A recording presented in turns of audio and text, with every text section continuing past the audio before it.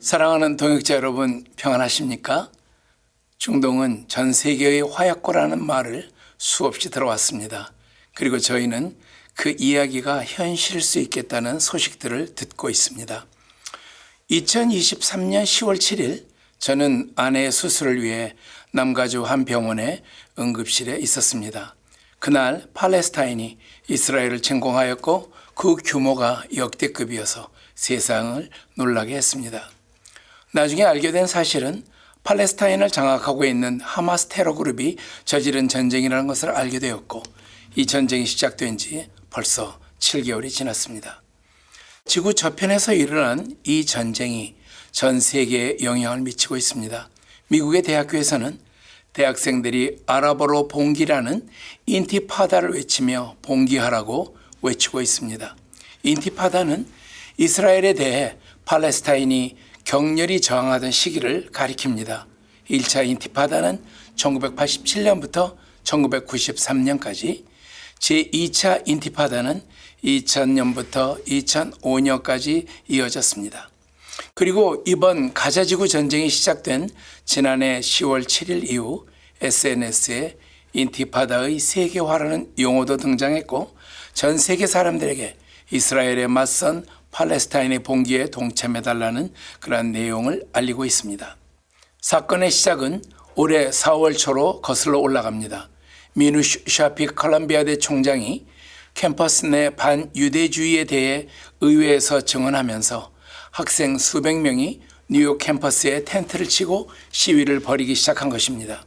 한편 이후에도 많은 학생들이 체포되었으나 시위는 들불처럼 번져나가 미 전역의 더 많은 대학에서 이어지고 있습니다. 지난 4월 30일 밤 뉴욕주 콜롬비아 대학교에서 시위대 수십 명이 체포되는 등 1000여 명이 체포되었습니다. 이들 학생들은 대부분 막대한 기부금을 받는 학교 측에 이스라엘과의 투자 거부를 외칩니다. 이스라엘계 기업의 주식을 매각하거나 다른 방식으로든 이들과 재정적 관계를 끊어내라는 것입니다. 학생 운동가들은 이스라엘에서 사업을 하거나 이스라엘과 거래하는 기업들은 현재 진행 중인 가자지구 전쟁의 공모자이며 이러한 기업에 투자하는 대학도 결국 마찬가지라고 지적합니다.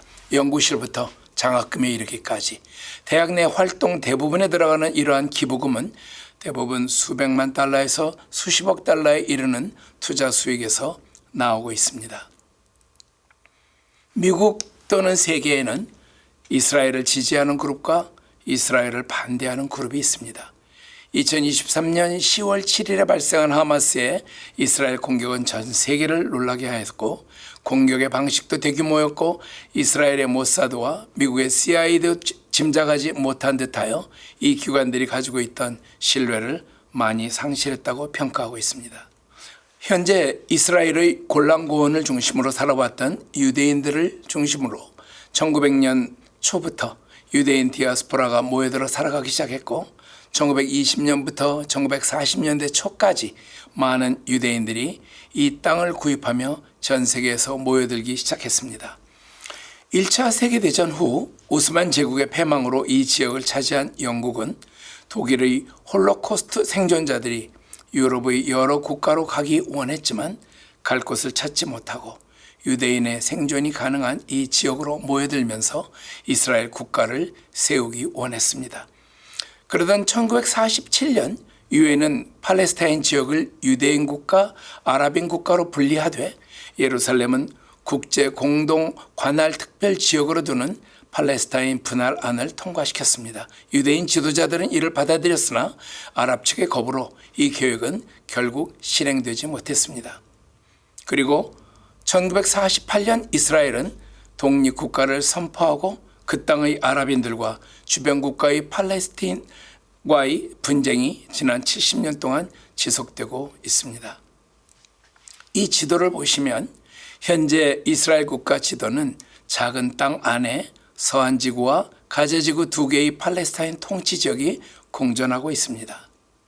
그리고 다음 지도를 보시면 이스라엘은 주변에 이슬람 국가들이 둘러싸여 있고, 특히 이스라엘을 지구에서 없애버리겠다고 선언한 이란, 그리고 사담 후세인 사망 후 이란의 영향력 아래 들어간 이라크, 시리아, 그리고 팔레스타인의 하마스, 레바논의 헤즈볼라가 가장 적대적인 국가 및 단체들입니다. 이란은 이스라엘을 종교 확장을 위한 성전의 명분으로 삼고 있고, 이스라엘에 폭탄을 던지고 있는 단체들은 이란의 군수물자와 자금 지원을 받고 있습니다. 그러면 왜 하마스는 이스라엘을 상대로 전쟁을 일으켰을까요? 저는 현장 선교사 두 분이 보내온 글과 기도 제목을 여러분과 나누면서 이스라엘 하마스 전쟁을 함께 생각해 보려고 합니다. 요엘 2 제너레이션의 데이빗 존 선교사가 이스라엘 하마스 전쟁을 보며 느낀 몇 가지 통찰을 여러분과 나누고 싶습니다. 기사의 제목은 종말론적 신념의 힘, 이슬람, 기독교 및 중동의 혼란. 이슬람 세계의 종말론적 관점, 하마스와 이슬람 국가의 동기 이해하기라는 아주 긴 제목의 글입니다. 지금부터 여러분과 나누는 이 내용이 여러분께 생소하거나 또는 익숙하지 않은 내용이라는 것을 제가 알고 있습니다. 하지만 마음을 모아서 이 내용을 들여다보시면 성령께서 주시는 영적 통찰력을 저희가 공유할 수 있으리라고 생각합니다. 현재 중동의 상황을 살펴보면 얼마나 많은 일반 언론들이 하마스와 같은 극단적 이슬람 집단의 동기를 정확히 이해하고 있는지 의문입니다. 실제로 대부분의 기독교인들마저 2023년 10월 7일에 하마스와 이슬람 지하드 등 극단적 집단의 행동 동기를 파악하기 어렵습니다. 이 중요한 주제에 대해 몇 가지 통찰을 공유하고자 합니다. 1990년대 초 데이빗 선교사 가정이 중동에 처음 거주하기 시작했을 때 요르단 암만에서 살았는데, 시간이 흘러 이슬람에 대한 이해가 깊어지면서 모든 무슬림, 순니파와 시아파를 포함하여 그들이 종말론적 신념을 가지고 있다는 것을 깨달았습니다. 대부분의 세속적인 언론은 팔레스타인과 이스라엘 간의 문제를 단순화하여 억압당하는 사람과 억압자의 관점에서 설명합니다. 최근 하마스의 공격과 이스라엘 인질 납치 사건을 이들의 지속적인 투쟁의 일환으로 볼 수 있으며, 일부는 그것을 정당화한다는 보도를 자주 접합니다. 이렇게 단순화된 보도는 일어나고 있는 상황의 실제적 배경을 정확히 반영하지 않을 수 있습니다. 하마스와 같은 집단에게는 이슬람 종말론적 서사가 주요 동기가 됩니다. 이 서사는 다른 극단적 이슬람 운동, 예를 들면 이슬람 지하드, 헤즈볼라, IS라고 불리는 이슬람 국가, 탈레반, 무슬림 형제단 등에게도 적용이 됩니다. 이 종말론적 믿음은 악을 제거하고 군사적 승리를 통해 순수한 이슬람 국가, 특히 예루살렘을 건설한다는 것을 포함하며, 이에는 유대인을 제거하는 것도 포함됩니다. 중동에서의 첫 해를 돌아보면 데이빗 선교사가 알던 팔레스타인인들, 특히 순니파 무슬림들은 유대인에 대한 강한 혐오를 가지고 있었다고 말하고 있습니다. 시아파 이슬람의 종말론을 알면 이번 상황을 이해하는 데 도움이 됩니다. 그들에게 평화라는 개념은 존재하지 않습니다. 그들의 미래는 그들이 대적인 유대인과의 예정된 전쟁에서 알라의 가호 아래 이슬람이 승리하는 것으로 보입니다. 순니파 무슬림의 하디스 중 하나는 종말에 대해, 그리고 유대인 간의 갈등에 대해 이렇게 말하고 있습니다. 우마르의 아들은 다음과 같이 말했다고 보고합니다. 나는 알라의 사자가 말하는 것을 들었다. 당신 무슬림은 유대인들과 싸울 것이고 당신들은 승리할 것이다. 돌들은 내 뒤에 유대인이 숨어 있습니다. 그러니 그를 죽이십시오 말한다. 하마스는 이 하디스를 전적으로 믿습니다. 이 믿음은 깊게 뿌리내리고 이 하디스는 1988년 하마스 헌장에도 인용됩니다. 그러나 모든 무슬림이 유대인을 증오한다고 단정할 수는 없습니다. 신앙이 깊은 무슬림일수록 유대인에 대한 증오가 깊습니다. 현재 세계가 이스라엘과 팔레스타인의 충돌에 주목하고 있는 가운데 이스라엘의 군사적 우위에도 불구하고 하마스의 동기를 이해하는 것이 중요하다고 생각합니다. 요컨대 하마스는 자기들의 희생을 거부하지 않습니다. 그들은 순교자로서 죽음을 맞이할 때 낙원에서의 보상을 받게 될 것이라고 믿습니다. 그들은 자신들이 결국 이슬람으로서 이스라엘에 승리하게 될 것이라고 믿고 있습니다. 하마스는 최근의 군사 행동을 오퍼레이션 알 악사 플러드라고 부르며 이는 예루살렘에 위치한 알 악사 모스크를 염두에 둔 것입니다. 그들은 예루살렘이 최종적으로 이슬람 통제 아래에 있을 것이라고 확신합니다. 오퍼레이션 알 악사 플러드는 전체 이슬람 세계의 주의를 끌고 지하드 참여 의향을 확인하기 위한 메시지였습니다.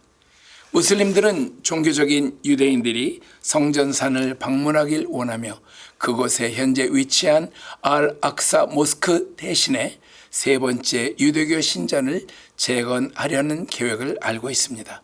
이 모든 사항들은 이슬람 종말론의 징후로 해석되고 있습니다.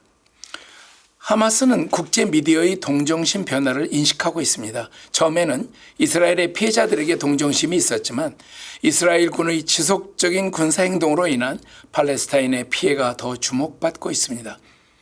무슬림 세계가 최근 몇 년간 분열되어 왔지만 하마스는 팔레스타인의 현재와 미래의 고통, 특히 여성과 아이들, 노인들의 고통이 이슬람 세계를 통합하는 데 도움이 될 것이라고 믿습니다. 사우디아라비아는 이스라엘과의 평화협정인 아브라함 협정의 서명을 일시 중단했습니다. 하마스는 그들의 적들과 평화를 맺지 않을 것을 약속했습니다. 이것은 그들의 창립 헌장에 포함되어 있습니다. 그들은 다른 모든 이슬람 집단과 국가와의 평화 노력에 항상 반대하였고 앞으로도 그러할 것입니다. 사우디아라비아가 이스라엘의 평화협정을 체결하려 한 것에 반응하여 하마스의 공격이 있었다면 이는 그들의 계획에 따른 것일 것입니다. 하마스는 그들의 행동이 예루살렘의 재점령을 위한 목표에 부합한다고 확신합니다. 1987년 이후에 그들의 모든 행동은 이 목표를 위한 것이었습니다. 하마스는 자신들의 희생, 순교자의 죽음, 이스라엘의 자극을 통해 그들의 궁극적인 목표인 유대인에 대한 승리, 점령된 땅의 반환 및 이슬람 통제 아래의 종말론적 이슬람 국가 설립을 가속화할 것이라고 믿습니다. 이것을 요약하면 다음과 같습니다. 이슬람 세계의 시아파 및 일부 순니파는 혼돈과 죄가 가득한 세상 속에서 이슬람의 구세주로 기대하는 마흐디가 등장할 것을 믿습니다.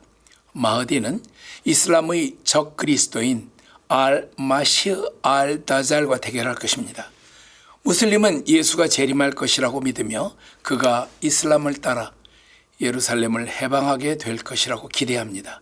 마흐디와 무슬림 예수는 세계를 정복하여 이슬람 국가를 세우며 정의와 올바른 신학을 회복할 것입니다. 세계는 무슬림들의 평화로운 지배 아래 있게 될 것입니다. 결국 심판의 날이 도래하게 됩니다.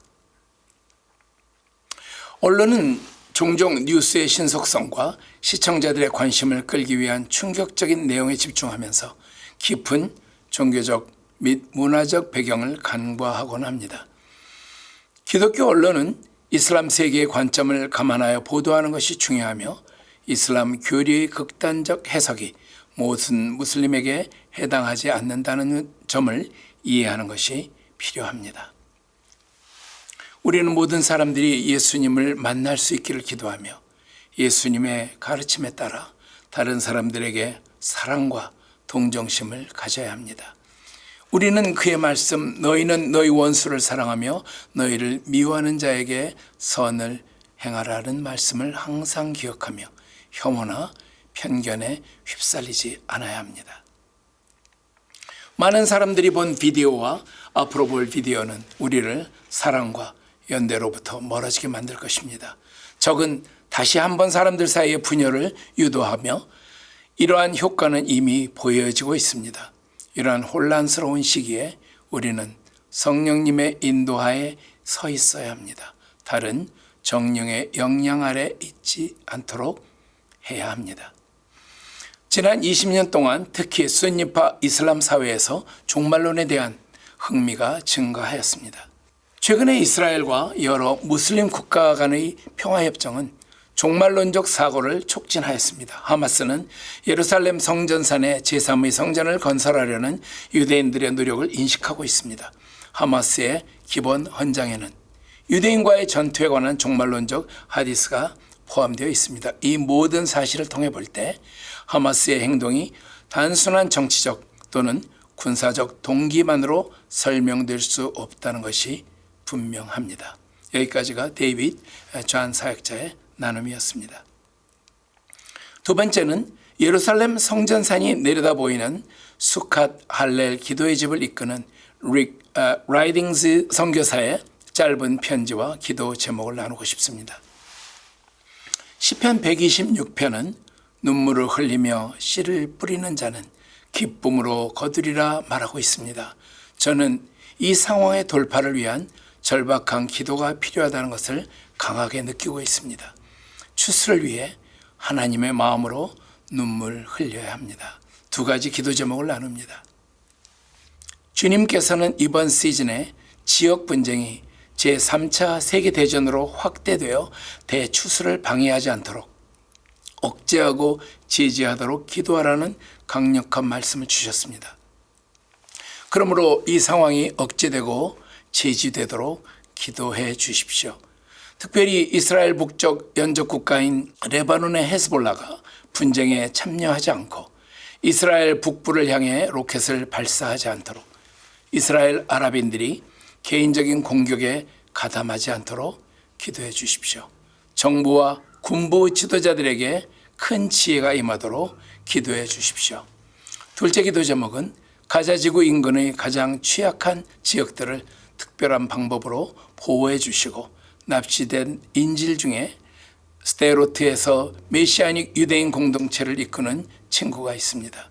그들을 보호해 주시고 하마스에 납치된 인질들이 기적적으로 구출될 수 있도록 기도해 주십시오. 사랑하는 동역자 여러분, 오늘 세계의 화약고인 중동의 갈등이 왜 일어나고 있으며 우리는 이것을 어떻게 이해해야 하는지 살펴보았습니다. 생소한 개념과 단어들을 들으시면서 어려우셨으리라 생각합니다. 하나님의 추수밭은 심한 저항을 받고 있습니다. 중동의 복음화는 하나님의 사람들이 중동 그리고 이슬람을 어떻게 이해하느냐에 따라 크게 달라진다고 느껴져서 오늘은 조금 자세하게 살펴보았습니다. 웨일즈 부흥운동을 힘입어 1910년 에딘버러 선교대회가 열렸고 세계의 복음화를 위해 세계 선교협의회가 만들어졌습니다. 그리고 세계 선교협의회는 1915년 전 세계의 젊은이들을 선교사로 파송하기로 결정했습니다. 놀라운 대추수를 꿈꾸며 준비하던 파송 1년 전인 1914년 1차 세계대전이 터져서 선교사로 나가기로 작정했던 많은 젊은이들은 유럽의 전장으로 동원되었고 서로를 향해 총을 겨누게 되었습니다. 릭 라이딩즈 선교사가 말한 것처럼 하나님의 대추수가 지장받지 않도록 기도해야 합니다.